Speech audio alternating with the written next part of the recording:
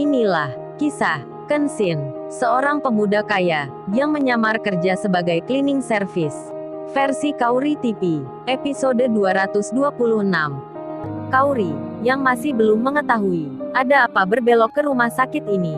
Setelah masuk di pintu depan, ia pun bertanya lagi, "Oh iya Kenshin, siapa ya yang sakit ini?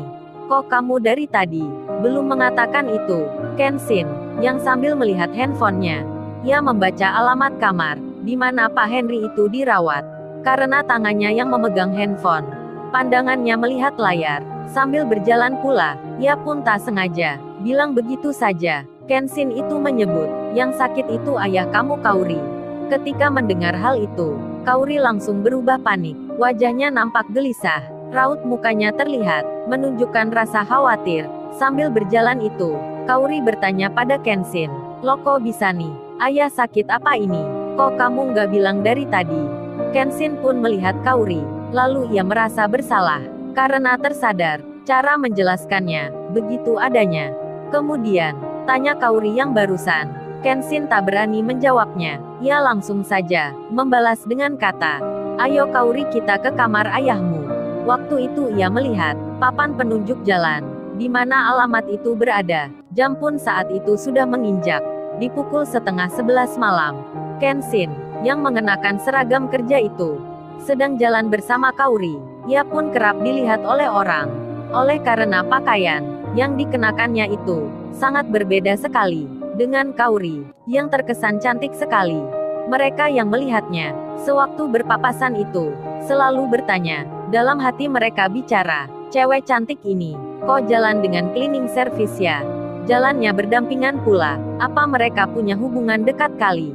Pertanyaan-pertanyaan itu terlintas setiap kali orang melihatnya. Kemudian, Kaori yang sedang khawatir ini, hatinya yang diliputi rasa cemas, kini bersama Kenshin telah tiba di kamar yang dimaksud. Segera saja mereka masuk ke dalam.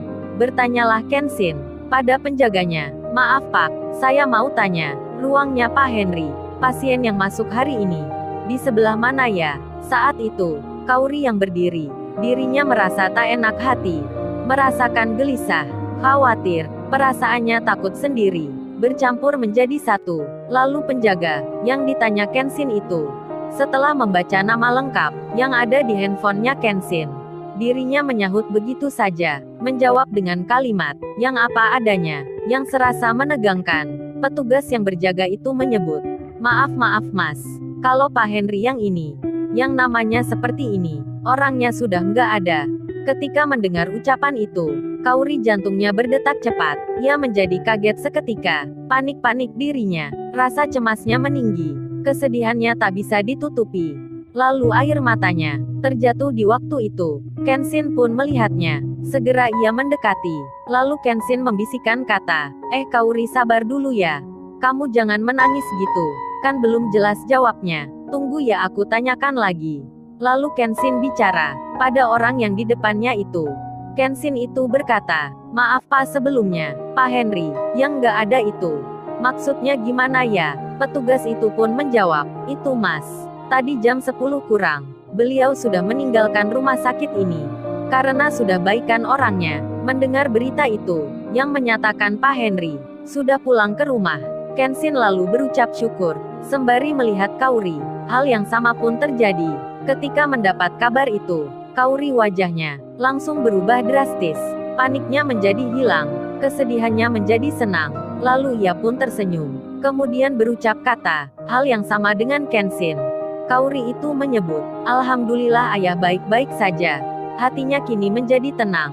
Lalu ia duduk di kursi yang ada di situ. Kemudian diambillah handphone, lalu menelpon mamanya. Tak lama berselang, telepon itu pun tersambung. Kaori lalu menyapa, "Assalamualaikum, Ma, Mama, Ayah, gimana nih Ma? Keadaannya sekarang?" Mamanya pun menjawab, "Hei Kaori, kamu kok tadi gak bisa ditelepon-telepon gitu? Sampai Mama suruh teman kamu, juga nggak kamu angkat." Kaori menjawab, "Iya Ma, maafin Ma, karena handphonenya Kaori tadi ada di dalam tas." Mamanya pun melanjutkan, "Untung ayahmu nggak kenapa-napa. Tadi cepet ditolong anak muda, langsung dibawa ke rumah sakit. Terus ayah kenapa Ma?" Mamanya pun menjawab, ayahmu tadi nggak sadarkan diri. Setelah masuk dari minimarket, mau naik ke mobil, sakit vertigonya kambuh, juga ada sedikit masuk angin. Jadinya ayahmu nggak kuat, lalu terjatuh begitu saja di jalan. Mama tadi juga kaget, dapat kabar katanya kena jantung. Itu makanya mama telepon kamu Kauri. Lalu Kauri bertanya, terus ayah sekarang gimana ma? Mamanya menjawab, ayahmu sekarang lagi tidur, sudah merasa baikan. Tadi waktu di rumah sakit, ayah sudah bisa bicara dengan ayahnya Mas Kenshin. Mamanya pun melanjutkan bertanya, sekarang kamu ada di mana Kauri? Kauri menjawabnya, Kauri ini ada di rumah sakit ma, di kamar rawat ayah tadi. Ini aja baru bertanya. Mamanya pun menyahut, terus sama siapa kamu di sana? Kauri menjawab, sama Kenshin ma. Mamanya lalu bicara, ya udah kalau gitu, kalau pulang hati-hati ya. Jangan terlalu malam Kauri. Pembicaraan pun berakhir. Kini Kenshin dan Kauri, yang sudah mengetahui akan keadaan Pak Henry, yang baik-baik saja, mereka pun berencana akan kembali pulang. Setelah mengucap pamit pada penjaga itu, berjalanlah Kenshin dan Kauri menuju pintu keluar. Di tengah hal yang demikian, saat berada di lokasi parkir mobil, handphonenya Kenshin berdering. Titit-tit, titit-tit, titit-titit-titit. Kauri pun berkata, Kenshin, handphone kamu ada yang telepon itu. Lalu Kenshin pun mengambilnya dari balik sakunya. Kemudian, dilihat olehnya, siapa yang menelpon itu. Setelah membaca nama, Kenshin segera mengangkatnya. Lalu ia menyapa, halo Wan, ada apa nih telepon? Si Iwan pun menjawab, hey bro, lu sekarang ada di mana nih? Kenshin menjawab, ini lagi ada di parkiran. Emangnya kenapa ya Wan? Si Iwan bertanya lagi, bro, lu nanti ke tempat kos atau langsung lu pulang ke rumah? Kenshin menyahut, aku entar ke tempat kos aja nih Wan. Jaraknya lebih dekat, lagian besok kan juga langsung berangkat kerja. Lalu si Iwan pun bicara lagi, kalau gitu aku nitip ya bro, nasi goreng, atau nasi apa gitu. Nahan lapar nih bro, ATM-ku tadi ketelan di mesin. Waktu mau ngambil duit, rencana mau makan, malah ATM yang dimakan. Di dompet gak ada duit pula.